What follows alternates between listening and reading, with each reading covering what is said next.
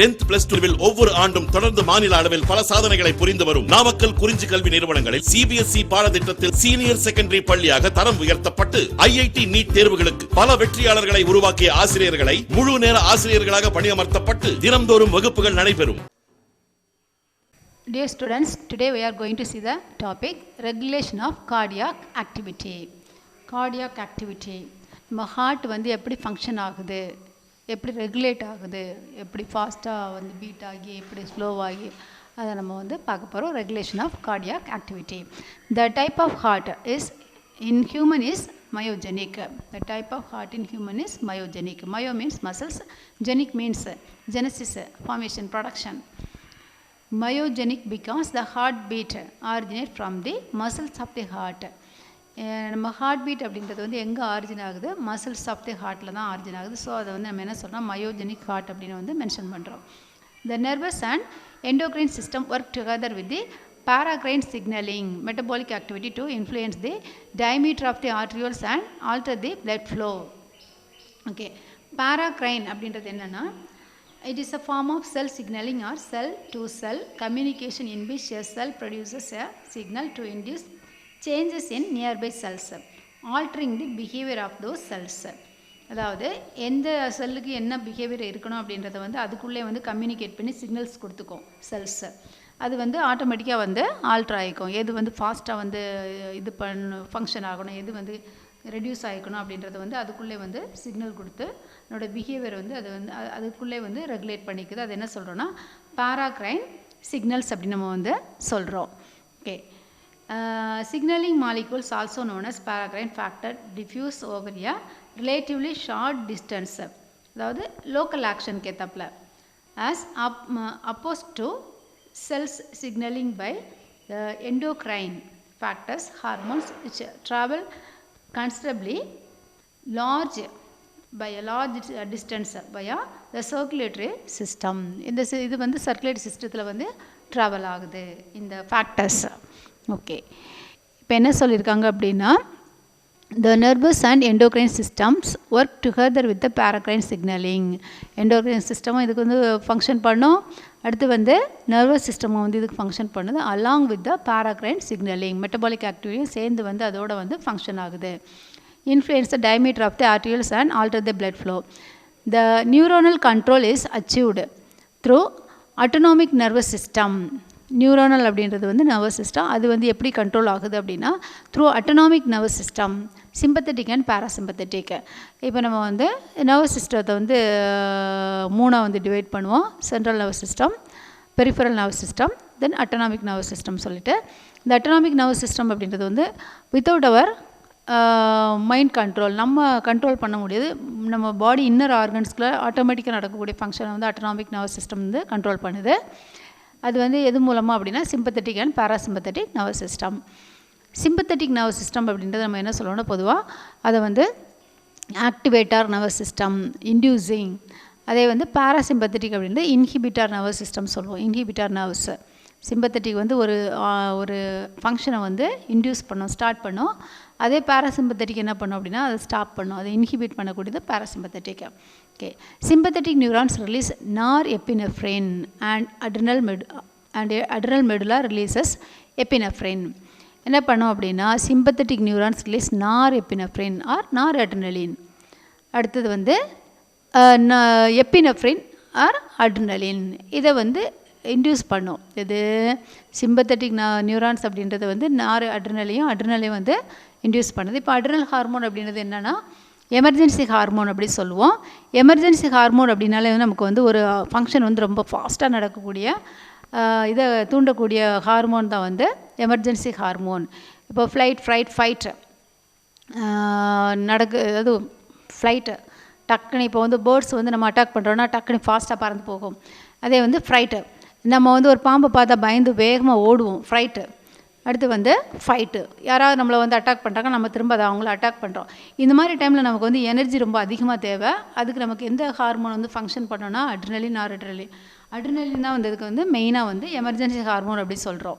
Okay, the two hormones bind to beta adrenergic receptors and increase the heart rate. Adrenergic receptors அப்படின்னு சொல்லியிருக்காங்க. Beta adrenergic. ஆக்சுவலாக அது என்ன அப்படின்னா,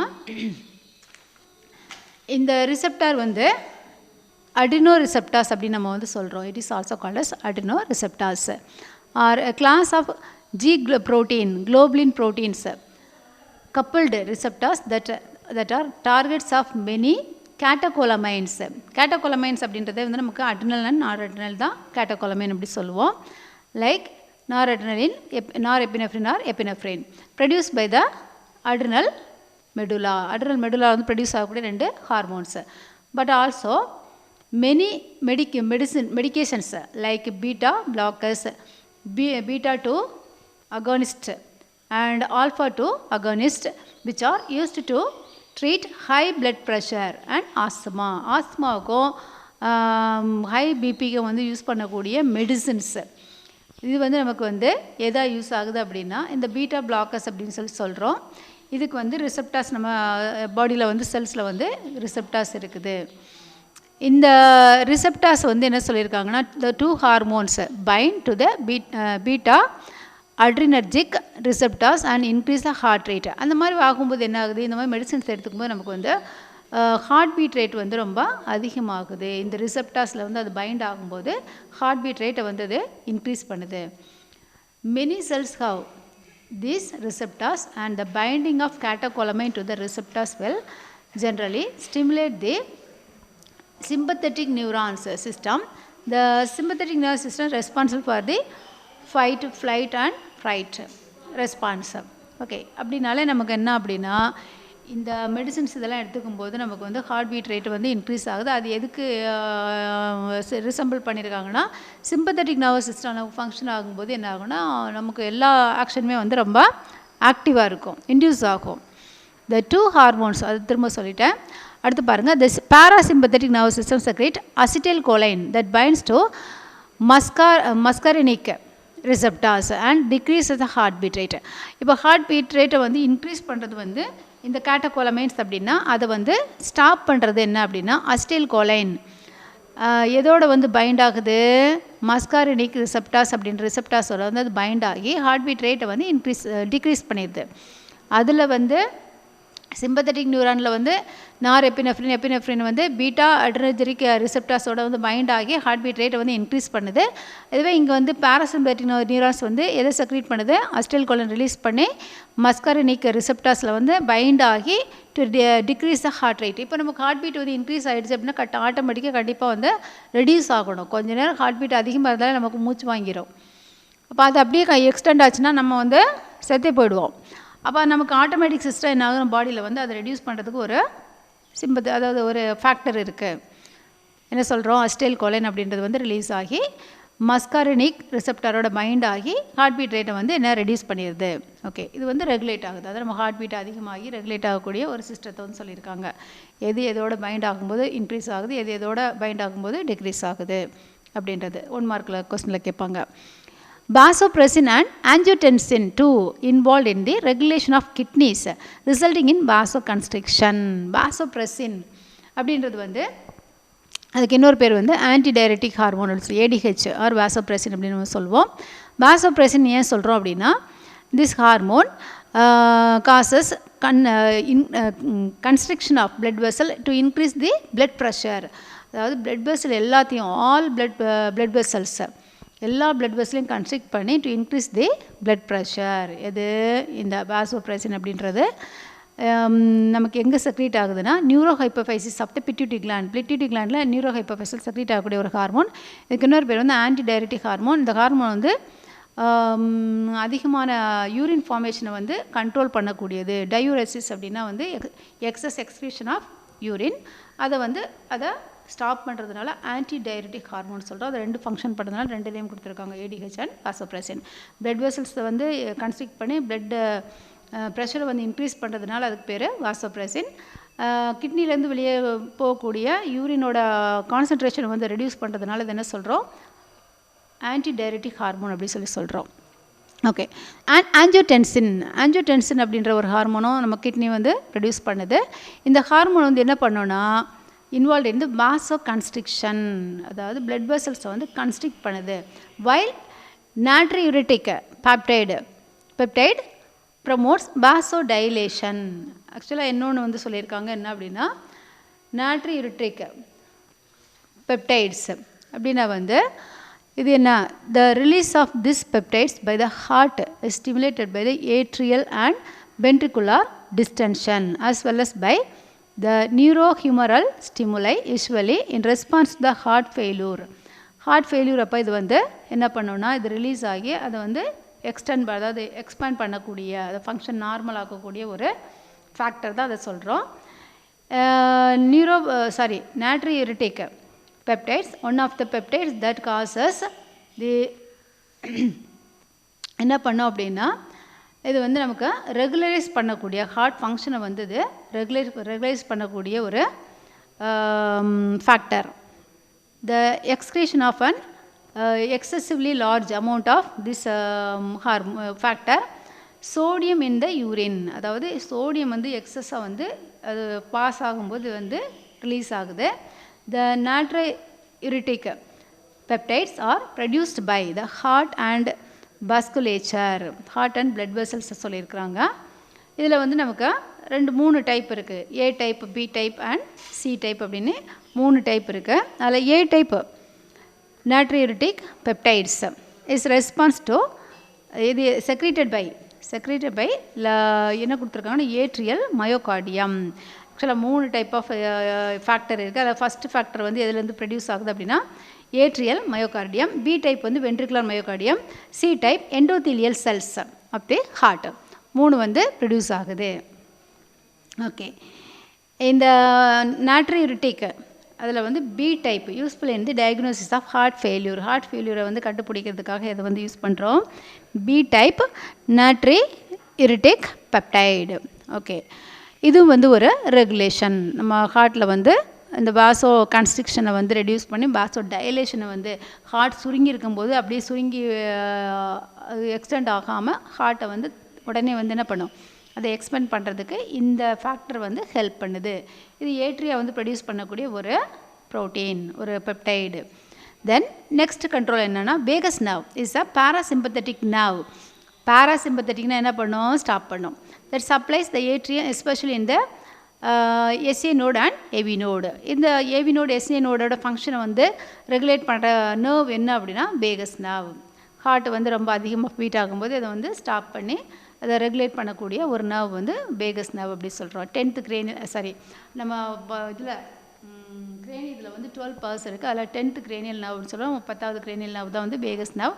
இது எங்கே வந்து சப்ளை ஆகுது அப்படின்னா ஹார்ட்டுக்கு வந்து டைரெக்டாக வந்து சப்ளை ஆகுது வேகஸ் நர்வ். இப்போ நம்ம என்ன பார்த்தோம்னா ரெகுலேஷன் ஆஃப் கார்டியாக் ஆக்டிவிட்டி, நம்ம ஹார்ட்டோட ஃபங்க்ஷன் வந்து எப்படி ரெகுலேட் ஆகுது அப்படின்னு பார்த்தோம், என்னென்ன ஃபேக்டர் வந்து எப்படி ரெகுலேட் பண்ணுதுன்னு பார்த்தோம். நெக்ஸ்ட் வந்து என்னென்னா டிஸார்டர்ஸ் ஆஃப் சர்க்குலேட்டரி சிஸ்டம், ஹார்ட்டோட ப்ராப்ளம்ஸ் என்னென்ன டிசீசஸ் இருக்குதுன்னு வந்து பார்க்க போகிறோம். அதில் ஃபஸ்ட் வந்து hypertension is the most common circulatory disease. The normal blood pressure in man is 120/80 mmHg. இப்போ ஹைப்பர் டென்ஷன் அப்படின்றது வந்து ரொம்ப அதிகமாக வந்து ஹார்ட் பீட் வந்து அதிகமாகிறது தான் நம்ம வந்து என்ன சொல்லுவோம், ஹைப்பர் டென்ஷன் சொல்லுவோம். ஆனால் நார்மல் பிளட் ப்ரெஷர் வந்து 120/80. 120 அப்படின்னா சிஸ்டோலிக் ப்ரெஷர், 80ன்றது வந்து diastolic pressure.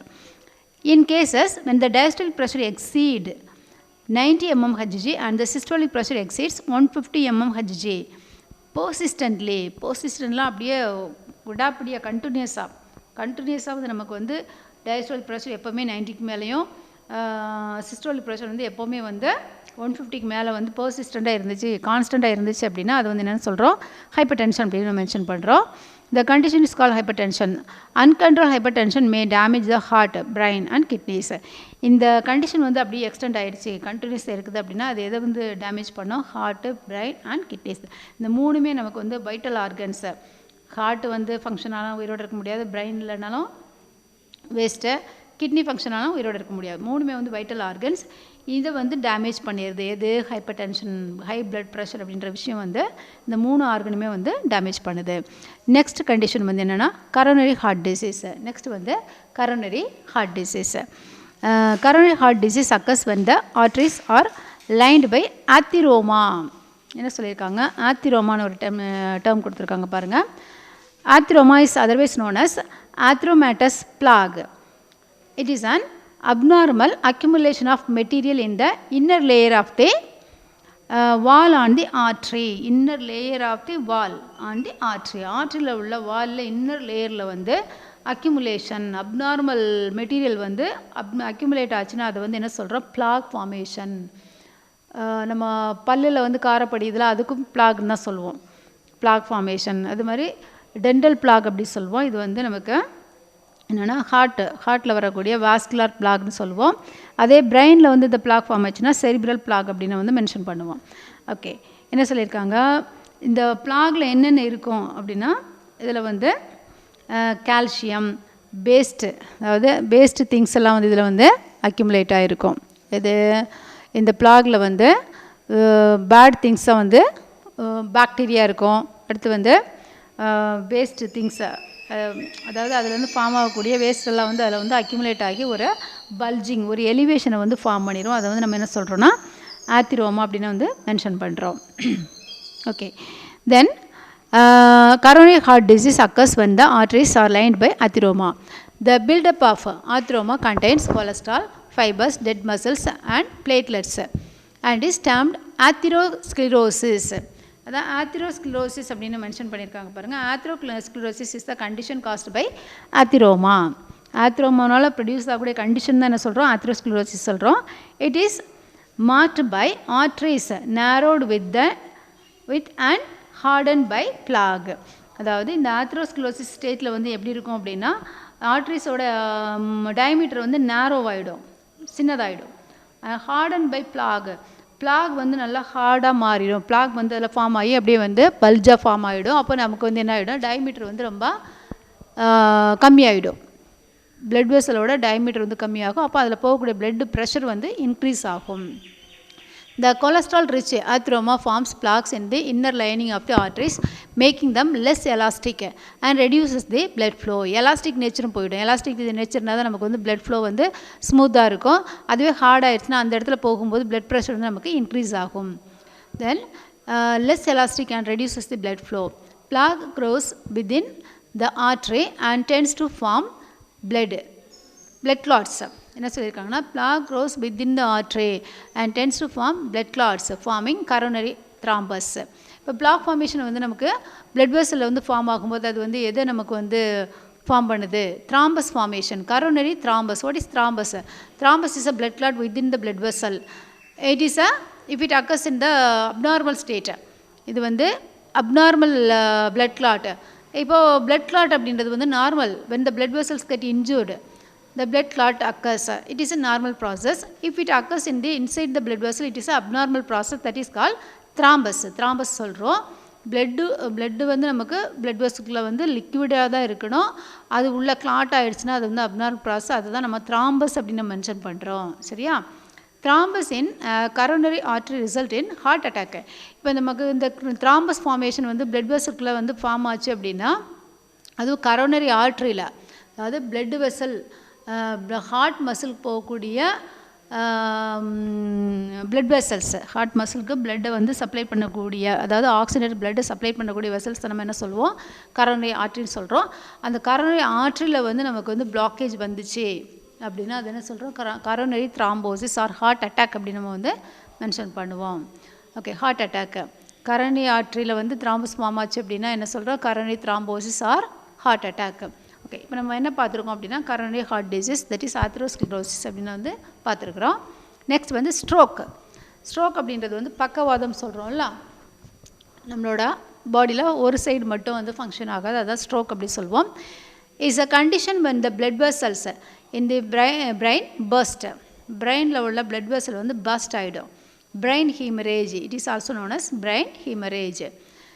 Or when there is a block in the artery that supplies the brain. அதாவது பிரெயின் போகக்கூடிய பிளட் வெசலில் வந்து பிளாக் வந்து வந்துச்சுன்னா நான் எதுன்னு சொல்கிறோம், இதுக்கு இன்னொரு பேர் வந்து செரிப்ரல் த்ராம்போசிஸ் அப்படி சொல்லுவோம். கரோனரி த்ராம்போசிஸ் அப்படின்றது வந்து ஹார்ட் அட்டாக்கு, செரிப்ரல் த்ராம்போசிஸ் வந்து என்ன அப்படின்னா என்ன சொல்கிறோம், ஸ்ட்ரோக் அப்படின்னு நம்ம வந்து மென்ஷன் பண்ணுவோம். ஓகே, பாருங்கள், block in the artery that supply the brain. Atherosclerosis, அதையும் வந்து நம்ம ஆத்திரோஸ்க்ளரோசிஸ் தான் மென்ஷன் பண்ணுறோம். இப்போ ஆத்திரோஸ்க்ளரோசிஸ் அப்படின்றதுக்கு என்னென்னா மீனிங், ஆத்திரோ ஆத்திரோ மீன்ஸ் போரிட்ஜ். போரிட்ஜ்னா கஞ்சி, சாதம் வடித்த கஞ்சி இருக்குல்ல, அது வந்து ஃபஸ்ட்டு வாட்டரியாக தண்ணியாக இருக்கும். அதை அப்படியே நம்ம விட்டுட்டோம் அப்படின்னா அது வந்து அப்படியே கொஞ்சம் கெட்டியாக மாறிடும், கொலன்னு இருக்கும். அந்த மாதிரி நம்மளோட sclerosis means to become hard. அந்த கஞ்சி வந்து கொஞ்சம் ஹார்டான எப்படி இருக்கும், அந்த மாதிரி வந்து நம்ம பிளட் வெசலில் இருக்கக்கூடிய ஃபேட் வந்து அதுக்கு ரிசம்பிள் பண்ணி தான் அதுக்கு நேம் என்ன கொடுத்துருக்காங்க, ஆத்திரோஸ்க்ளிரோசிஸ் அப்படின்னு கொடுத்துருக்காங்க. Or thrombus. The part of the brain tissue that is supplied by this damaged artery dies due to lack of oxygen. The part of the brain tissue supplied by the damaged artery dies due to lack of oxygen. அதாவது brain போகக்கூடிய blood vessel damage ஆகி அதில் வந்து league ஆகி அந்த டிஷ்யூக்கு போகக்கூடிய blood வந்து நமக்கு வந்து சரியாக போகலை அப்படின்னா லேக் ஆஃப் ஆக்சிஜன், அந்த டிஷ்யூவில் வந்து ஆக்சிஜன் வந்து சப்ளை வந்து என்ன ஆகிடும், ரெடியூஸ் ஆகிடும். ஸோ அதில் நமக்கு வந்து டிஷ்யூ டேமேஜ், டிஷ்யூ டெத்து வந்து நடக்கும். அது என்ன சொல்கிறோம், cerebral infarction. Infarction means tissue death. Okay, அந்த செரிப்ரல் டிஷ்யூவில் வந்து டெத்து வந்து நடக்குது, அது என்ன சொல்கிறோம், செரிப்ரல் இன்ஃபாக்ஷன் அப்படி சொல்கிறோம். இப்போ ஸ்ட்ரோக்குன்ற கண்டிஷன் வந்து நமக்கு எதை கொடுக்குது, செரிப்ரல் இன்ஃபாக்ஷன் அப்படின்ற ஒரு கண்டிஷன் வந்து வருது. ஓகே, ஸ்ட்ரோக்கில் வந்து பிரெயின் ஹெமரேஜ் தென் செரிப்ரல் இன்ஃபாக்ஷன் அப்படின்ற ரெண்டு டேர்ம்ஸ் வந்து பார்த்துருக்குறோம். ஓகே, அதாவது இந்த பிரெயின் வெசல்ஸில் வந்து பர்ஸ்ட் வந்து வந்துச்சுன்னா அது வந்து பிரெயின் ஹீமரேஜ்னு சொல்கிறோம். அதுவே வந்து லேக் ஆஃப் ஆக்சிஜன் அப்படின்னா அது என்ன சொல்கிறோம், அதாவது artery dies due to lack of oxygen. அந்த அங்கே உள்ள டிஷ்யூ வந்து டெத் ஆகுது, அதை வந்து செரிப்ரல் இன்ஃபாக்ஷன் அப்படின்னு நம்ம வந்து மென்ஷன் பண்ணுறோம். ஓகே, நெக்ஸ்ட் டிசீஸ் வந்து என்ன அப்படின்னா angina pectoris. Angina pectoris. Angina pectoris it is also called ischaemic pain. Ischaemia அப்படின்னு நம்ம வந்து சொல்கிறோம். இஸ்கிமியானா என்ன, இஸ்கிமியா அப்படின்றது என்னென்னா அது ஒரு டேர்ம் வந்து சொல்லியிருக்காங்க. It is a serious problem where some part of our body like our heart and brain is not getting enough blood. It is condition in which the blood flow is restricted. One of the main cause என்ன அப்படின்னா அதை restricted or reduced in the part of the heart or brain. இதில் என்னென்னா oxygen வந்து less ஆகுது, blood supply வந்து கம்மியாகிறதுனால oxygen வந்து less ஆகிடும். அதை வந்து நம்ம இஸ்கீமியா அப்படின்னு வந்து மென்ஷன் பண்ணுறோம். Angina pectoris is experience during early stage of coronary heart disease. Coronary heart டிசீஸில் வந்து ஏர்லி ஸ்டேஜ் தான் வந்து என்ன சொல்கிறோன்னா ஆஞ்சினா பெக்டோரிஸ் அப்படின்னு வந்து மென்ஷன் பண்ணுறோம். Atheroma may partially block the coronary artery. இதில் வந்து மெயின் காஸ் என்ன அப்படின்னா ஆத்திரோஸ்க்ளோரோசிஸ் தான் வந்து one of the main cause for the angina pectoris. Atheroma may partially block the coronary artery and reduce the blood supply to the heart. As a result, there is a tightness or choking with the difficulty in breathing. என்ன ஆகும் அப்படின்னா tightness, choking with difficulty in breathing. Breathing நமக்கு வந்து மூச்சு அடைக்கிற மாதிரி இருக்கும், நெஞ்சு அடைக்கிற மாதிரி, நெஞ்செலாம் அப்படியே பிழிகிற மாதிரி, ஸ்குவீசிங், கழுத்தை பிடிச்சி திருகுனா இப்படி வந்து பெயின் ஆகும். அந்த மாதிரி வந்து பயங்கரமாக வந்து பெயின் ஆகிடும். இதில் ஆஞ்சினா பெக்டோரிஸில் வந்து நெஞ்சில் வந்து பயங்கரமாக பெயின் ஆகும். அது கண்ட்ரோல் பண்ண முடியாமல் அந்த மாதிரி ஆஞ்சினா பெக்டோரிஸில் வந்து இறந்தவங்க கூட இருக்கிறாங்க. அந்தளவுக்கு வந்து தாங்க முடியாத ஒரு பெயினாக இருக்கும். தனியாக மாட்டிக்கிட்டாங்க அப்படின்னா அது வந்து ரொம்ப serious problem. This leads to angina or chest pain. Usually it last for short duration of time. அதாவது லாஸ்ட் ஃபார் 30 minutes. 30 minutesக்கு கண்டிப்பாக அந்த பெயின் வந்து போகாமல், not relieved by taking rest எடுக்கிறனால இதனாலே வந்து அது வந்து போகாது. 30 minutes கண்டினியூஸாக இருக்கும், அதுக்கப்புறம் தான் வந்து ரெடியூஸ் ஆகும் angina pectoris. Okay, next condition myocardial infarction. Next condition என்ன அப்படின்னா myocardial infarction. Myocardial infarction is otherwise known as heart failure. இதை வந்து நம்ம என்ன சொல்கிறோம் அப்படின்னா ஹார்ட் ஃபெயில்யூர்னு வந்து மென்ஷன் பண்ணலாம். Okay, angina pectoris, myocardial infarction எல்லாமே கிட்டத்தட்ட வந்து ஒரே மாதிரி தான். ஆஞ்சினா பெக்டோரிஸில் வந்து due to lack of oxygen supply வந்து கம்மியாகும்போது ஏற்படுறதா வந்து என்ன சொல்கிறோம் ஆஞ்சினா பெக்டோரிஸ் அப்படின்னு சொல்கிறோம். அதில் வந்து எக்ஸசைஸ் அதிகமாக பண்ணும்போது ஒரு சிலருக்கு வந்து இந்த ஆஞ்சினா பெக்டோரிஸ் வந்து இன்க்ரீஸ் ஆகிடும். அந்த டைமில் வந்து ஆக்சிஜன் டிமாண்ட் வந்து ரொம்ப அதிகமாக இருக்கும். அப்போ என்ன ஆகிடும், அவங்களுக்கு வந்து ஒழுங்காக ஹார்ட் மசிலுக்கு வந்து ஆக்சிஜன் வந்து சப்ளை வந்து கம்மியாயிடுச்சு அப்படின்னா அதனால் வந்து பெயின் வந்து ரொம்ப அதிகமாகலாம்.